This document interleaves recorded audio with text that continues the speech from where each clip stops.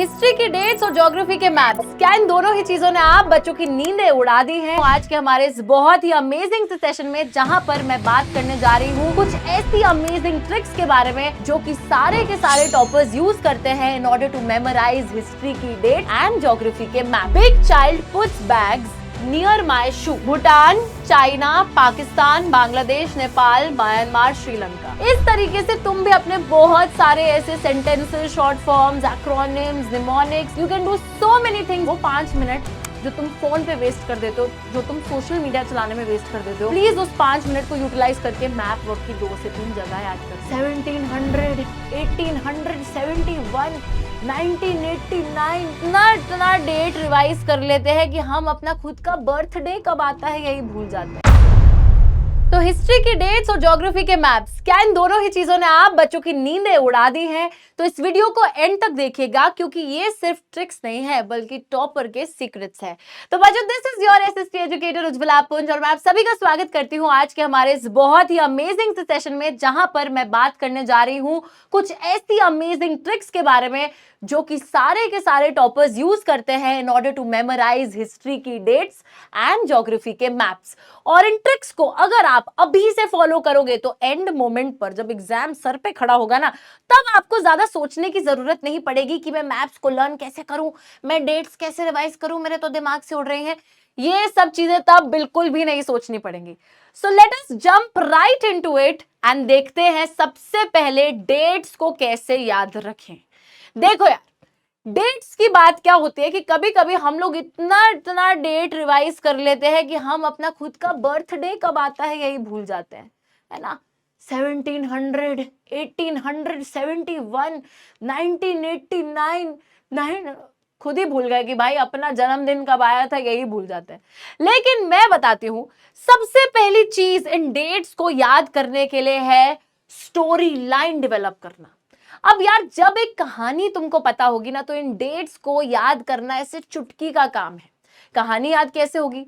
जब चैप्टर पढ़ते हो तो एक स्टोरी की तरह पढ़ते हो। जैसे जब हम लोग फ्रेंच रेवोल्यूशन पढ़ते हैं तो हमें उसके अंदर पता है कि सबसे पहले कहानी चालू हुई थी लुई 16 जब राजा बने थे, तो आपको वो डेट याद हो जाएगी। उसके बाद आगे चलकर कौन सा इवेंट आया था, उसके बाद आपको पता है कि फिर जो है एस्टेट्स जनरल की मीटिंग बुलाई गई थी। एस्टेट्स जनरल की मीटिंग के बाद में नेशनल असेंबली का फॉर्मेशन, फिर कॉन्स्टिट्यूशन को बनाना, फिर कॉन्स्टिट्यूशनल मोनार्की बनता है फ्रांस, फिर उसके बाद में फ्रांस एक रिपब्लिक बनता है, फिर रेन ऑफ टेरर आता है, फिर डायरेक्टरी का रूल आता है। तो जब आपने कहानी की तरह पूरा चैप्टर पढ़ा है और जब आपको ऑर्डर पता है कि पहले ये हुआ था, उसके बाद ये हुआ था, उसके बाद ये हुआ था, तो ऑब्वियसली बच्चों वो जो डेट्स हैं वो एक असेंडिंग ऑर्डर में जा रही हैं। पहले एक डेट आ रही है, फिर एक डेट आ रही है, फिर एक डेट आ रही है, फिर एक डेट आ रही है, एक एक 2-2 साल के गैप में चीजें चल रही हैं। तो इससे ना जब आप स्टोरी लाइन जान जाते हो तो डेट्स बहुत इजीली आपको स्टोरी लाइन में आप पिरो दोगे, आपको याद हो जाएंगे। तो remember the story, remember the कहानी and things will become easier. So this is the very first step. Second step dates याद करने के लिए जो आएगा, that is to create a time line of the events. जैसे मैंने यहाँ पे एक छोटू सा टाइम लाइन आप बच्चों के रेफरेंस के लिए क्रिएट करा है। टाइमलाइन में आपको क्या करना है बच्चों, सिंपली वही चीज, असेंडिंग ऑर्डर से डिसेंडिंग ऑर्डर में जो चीज पहले आ रही है वो पहले, फिर सेकंड, फिर थर्ड, फिर फोर्थ, फिर फिफ्थ, सिक्स्थ, ठीक है। इस तरीके से आपको चीजें लिखनी है। सपोज यहाँ पे वही वाली चीज लिखते हैं, लुई 16 किंग कब बने थे? 1774 में। इसी के बाद तो सारा ड्रामा चालू हुआ था। इसके बाद स्टॉर्मिंग ऑफ बैस्टल होता है 1789 में, और 1789 में बहुत सारे इवेंट्स होते हैं। रेवोल्यूशन जब आता है बहुत सारे इवेंट्स होते हैं, है ना, तो उसकी डेट्स भी आप बीच में इंक्लूड कर सकते हो। उसके बाद 89 के बाद 1791 में फाइनली कॉन्स्टिट्यूशन बनकर तैयार होता है फ्रांस का, और फ्रांस एक कॉन्स्टिट्यूशनल मोनार्की बन जाता है। लेकिन यहीं पर कहानी रुकती नहीं है। 1791 के बाद 92 में फ्रांस एक रिपब्लिक बनता है जब जैकोबिन क्लब यानी कि कन्वेंशन का राज होता है। उसके बाद में बच्चों रेन ऑफ टेरर चालू होती है, उसकी इमीडिएटली बाद 93 और 94 में। सो एज यू सी 74, 89 के बाद 2 साल के बाद 91, फिर अगले ही साल 92, फिर अगले ही साल 93, 94।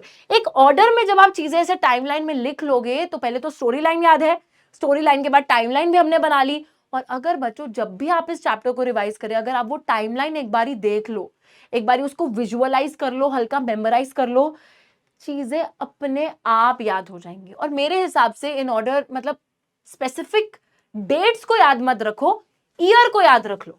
डेट्स को स्पेसिफिक याद रखने के लिए जाओगे ना, तो कुछ बहुत स्पेसिफिक एक दो डेट्स याद रखो चैप्टर के अंदर जो बहुत इंपॉर्टेंट है, जैसे कि बैस्टिल वाला इवेंट बहुत इंपॉर्टेंट है तो उसकी डेट याद रख सकते हो। लेकिन वैसे जेनरिक ईयर को याद रख लो, जो इंपॉर्टेंट ईयर है उनको याद रखो instead of the specific date. Specific date आपको एक या दो चीजों की याद रखनी है, उससे ज्यादा नहीं। Okay, now the next and the third thing that I will tell you is a very interesting thing. अब ये है आपके कोड्स जनरेट करना या फिर एक्रोनिम बनाना। अब ये ना आप खुद से कर सकते हो, it is very easy, very fun, a very fun activity.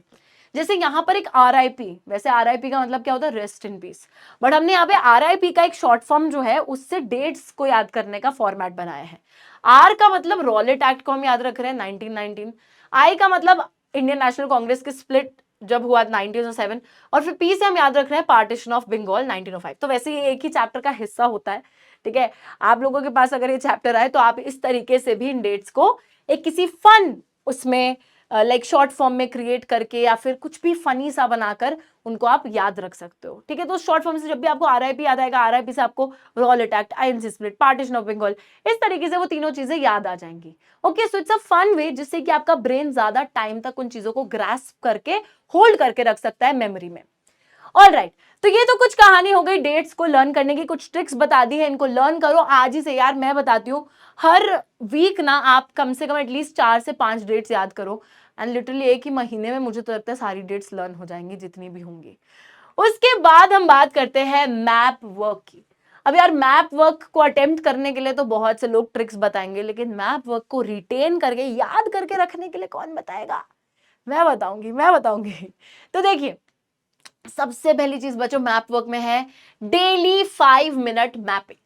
ये चीज मैं बता दूंगी, बट मुझे पता है कि बच्चे इतने आलसी है ना कि बिल्कुल मैप वर्क खोलते हैं एंड में, जब एग्जाम होता है ना उससे 2 दिन पहले ढूंढ रहे होते हैं, पापा फिजिकल मैप ला दो, ब्लिंकिट करके मंगवा दो, कुछ कर दो, है ना। लेकिन बच्चों यहां पर क्या है कि हम लोग basically what we are saying is कि आप please give 5 minutes each and every day to your map work. Why I will say that, it is because end में हम लोग जब ढूंढते हैं ना कि हमें एंड में ये करना है, वो करना है, वो करना है, ये करना है, तो इट बिकम्स वेरी डिफिकल्ट।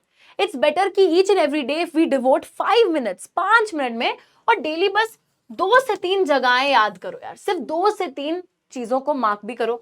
जैसे अगर ये मैप है, इसमें हमें एक ये जगह लर्न करनी है, एक ही जगह लर्न करनी है, तो 2 से 3 जगहों को डेली बस मेमोराइज करो, 2 से 3 जगहों की डेली प्रैक्टिस करो। एंड लिसन टू मी, आप लोग by the end of the term, जब आपकी क्लास में फाइनल एग्जाम्स का टाइम आएगा, तब तक आप एकदम प्रो लेवल के मैप वर्कियन बन जाओगे, ठीक है। मैप वर्क एकदम प्रो लेवल पे आ जाएगा आपको। Trust me, give 5 minutes to map work each day. वो 5 मिनट जो तुम फोन पे वेस्ट कर देते हो, जो तुम सोशल मीडिया चलाने में वेस्ट कर देते हो, रील देखने में वेस्ट कर देते हो, प्लीज उस 5 मिनट को यूटिलाइज करके मैप वर्क की 2 से 3 जगह याद कर लो यार, डेली याद कर लो। सही बता रही हूं, मजाक से हटके, चीजें बहुत अच्छे से याद हो जाएंगी। इसके बाद एक और ट्रिक आती है मैप वर्क को लर्न करने की, दैट इज टू विजुअलाइज।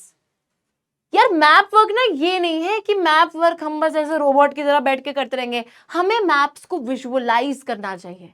इसका ये मतलब है, बहुत अच्छा एग्जांपल देती हूँ। आपका एक चैप्टर है फिजिकल फीचर्स का, ठीक है, फिजिकल फीचर्स का एक चैप्टर है ना, फिजिकल फीचर्स ऑफ इंडिया। इसके अंदर हम लोग देखते हैं कि इंडिया का मैप है, इंडिया के मैप में हिमालयन माउंटेन्स है, हमारा प्लेट्यू रीजन है, नदर्न प्लेन्स है, Eastern Ghat, Western Ghat, eastern coastal plain, western coastal plain, हमारे आइलैंड्स, ये सारे फिजिकल फीचर्स हम अगर मैप में एक बारी मार्क होते हुए देख लेंगे, और उस मैप को अगर हम 2-3 दिन भी लगातार देख लेंगे, हमें खुद ब खुद हमारे दिमाग में उसकी पिक्चर सेट हो जाएगी, बैठ जाएगी बिल्कुल। हमें पता रहेगा कि हिमालयन माउंटेन्स इधर हैं, उसके नीचे हमारा प्लेन है, फिर यहाँ प्लेटू है, फिर यहाँ पे घाट है, यहाँ पर आइलैंड है, हर चीज क्लियर हो जाएगी जस्ट टू विजुअलाइज। एंड आंख बंद करके जब वो स्टेज आ जाए ना कि आंख बंद करते ही वो मैप दिख रहा है। बट अभी क्या है, हमें क्या करना है, हमें मैप को देखना है। जैसे प्यार हो गया है, हमें मैप से प्यार हो गया है, और मैप से प्यार होने के बाद हमें मैप दिख रहा है, तो वैसा ही कुछ हमें करना पड़ेगा यहाँ पर, ठीक है। तो we just need to visualise. एक बारी आप क्या करो, आप अपनी स्टडी टेबल, कबर्ड, कहीं पर भी पेस्ट करके रख लो उस मैप को, जो जो आपके सिलेबस में आ रहा है, एंड डेली उसको बस देखते जाओ, 5-10 मिनट के लिए देख लो।